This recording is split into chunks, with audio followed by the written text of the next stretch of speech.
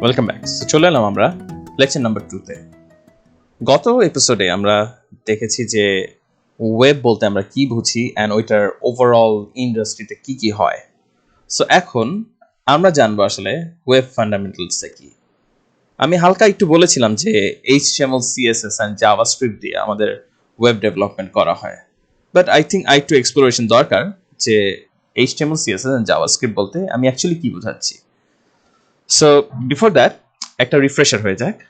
গত পর্বে আমরা দেখেছি কিভাবে একটা সিম্পল HTML সিনট্যাক্স দিয়ে আমরা খুব স্বল্প কোডেই আমাদের ফার্স্ট ওয়েবসাইট ক্রিয়েট করতে পারি, এবং ওইটার রেজাল্ট ছিল এরকম যে একটা ওয়েব ব্রাউজারে খুলে এবং আমার my first header, my first paragraph and my first website, পুরো জিনিসটা এইটা আমরা খুব ইজিলি বানাতে পেরেছিলাম।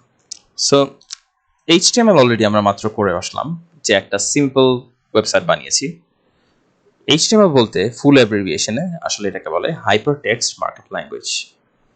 সো HTML এর থ্রুতে আমরা টাইটেল, বডি, H1 এবং P ট্যাগ যেটাকে প্যারাগ্রাফ বলে, এই সবগুলো ইউজ করে এসেছি। সাথে একটা এক্সট্রা আছে, আপনি দেখতে পাচ্ছেন div।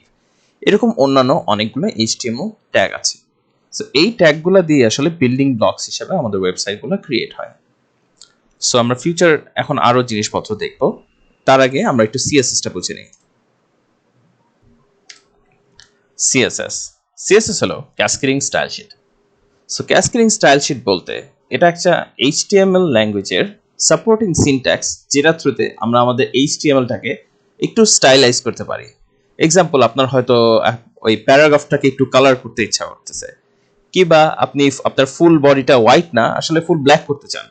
এরকম সিম্পল টুইকসগুলা আপনি CSS এর সাহায্যে করতে পারবেন। তো চলুন একটু আমরা CSS এর ছোট কোড দেখি। এটা একটা CSS এর কোড স্নিপেট।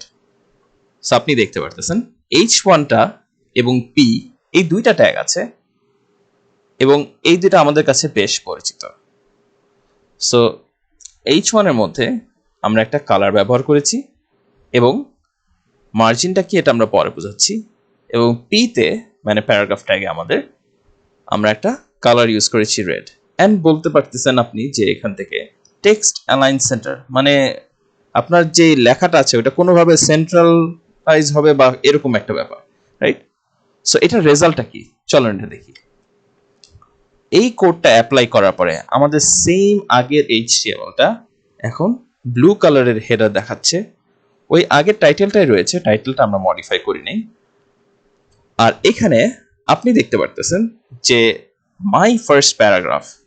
সো এই মাই ফার্স্ট প্যারাগ্রাফটা টেক্সট অ্যালাইন সেন্টারের কারণে আমাদের এটা সেন্টারে চলে এসেছে। সো এই ছিল আমাদের CSS। এখন আপনাকে আমি HTML, CSS তো বুঝালাম, সাথে আমরা আসলে মেইন যে agenda is completing the full 3 fundamentals of web. So জাভাস্ক্রিপ্টটাও আমরা শেখাতে চাই, কিন্তু ওইটা একটু কমপ্লেক্স। এই ফার্স্ট যেটা বেসিক এলিমেন্ট থেকে ওইটা আপনার HTML আর CSS এর লজিক ইমপ্লিমেন্ট করা স্টার্ট করে।